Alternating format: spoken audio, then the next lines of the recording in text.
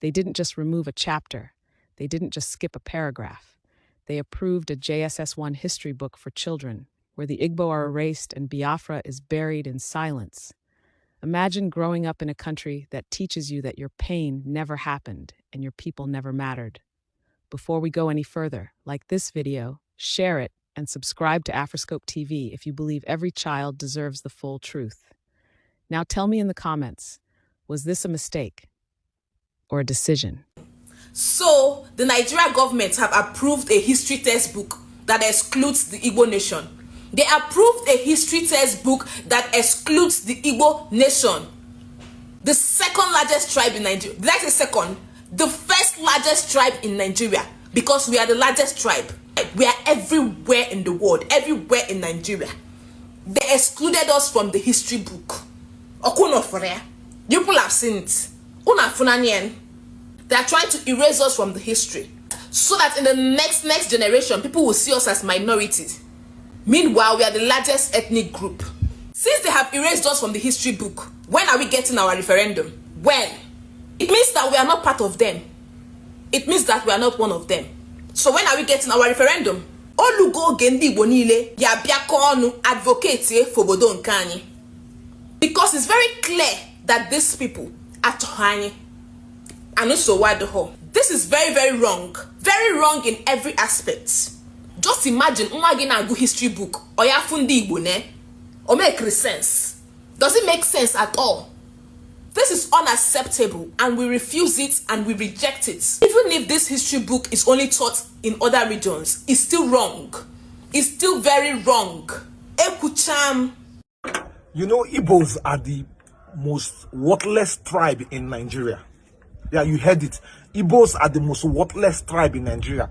Get angry all you like, but they are just all mouth and no depth, just mouth. Because if they are not, why should this be happening in Nigeria right now?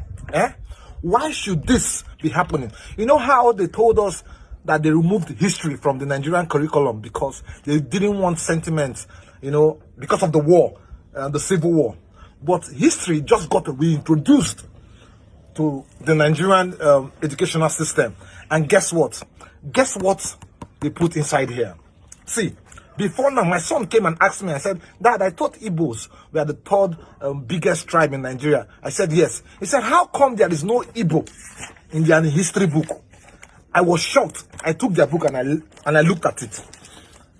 All the history of all the major tribes in Nigeria. We have the Hausa state, Kanuri Empire, Nupe, Igala, Yorubas, Bini Kingdom, Efik, Niger Delta, and Shekiri. No Igbo. For a tribe that has almost 5 to 6 states in Nigeria, no Igbo whatsoever. The painful part of it is that, you see this Efik here? No, I bet, Efik people want to know vessel. But see this Efik here? Then put them on purpose. It was put here on purpose to let the Igbos know that we know what we are doing and we are worthless. I don't want to talk about the people that wrote the book, but this is the junior secondary school revised. This is the junior secondary school revised standard edition, JS1. You know, the funny part is that our biggest flex as Igbos is just 2 things: to build houses and paint them white so we can show them every December on Twitter, on social media, and of course name our children Jewish names. That's the only thing that we know how to do best right now. Because if this is happening, like, we have been erased from our history. Rubbish. You've said three big things: graduation, ceremony, then history, and textbook. Why do in the first place remove history from the curriculum? And I'll quickly answer that. History wasn't banned by this government. It was banned about 12, 13 years ago. And you look at it now, our kids are so delinked within the history of the country. I don't know who in their mind banned history. And that's why this president mandated us to do a pure curriculum review. Nigerian history is back as part of our curriculum.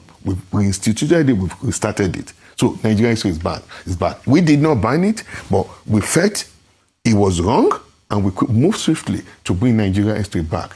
And now let me talk about the nursery school graduation. It might be fun for you, but sheer extortion of parents, it's not acceptable.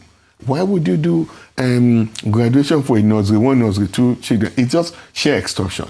We want to encourage these kids, but let's give them proper milestones. When you finish primary school, do your graduation. When you finish JSS graduation, BSS, junior secondary school, you can do your graduation, and senior secondary school. We give them something that is linked to milestone. Something that is more cogent, more tangible, not that the way everything is being turned into extorting the parents. And part of the extortion of the parents that we've stopped is that, I don't know if this even happened. When you were growing up, when I was growing up, I used my sister's textbook. Our parents would tell us, please keep that book very well. Your younger brother, younger sister will use it. So it's a way to save costs. Now, they manipulated the entire process. Another way to extort students, you put workbook as part of textbooks. So the student will now write on those books and become useless. And next year you tell the parents to buy another book. And also what publishers were doing was that they will not even change, there won't be any major content change. It might just be pagination or margination or just print of the cover. They say, come and buy a new textbook. We will not allow Nigerian parents to be extorted. That's bad, and that's why we moved to stop that. And now we said workbook must be completely separated from the core textbook itself. And we've also directed NERDC that if any publisher, if they want to do, except there's a global change in one form of education, textbooks must be kept. There should not be any upgrade in 3 years. And if there's going to be any upgrade, it has to be material change to the content of those textbooks. So we have to protect our students and we have to protect our children. This is not a rumor. This is not social media exaggeration. This is a government-approved JSS1 Nigerian history textbook currently cleared for use in schools. A book meant to introduce children to who they are, where they come from, and how this country was formed. But when you open this book, something shocking becomes clear. A major people are missing: the Igbo, their history, their role, their trauma, and the story of Biafra.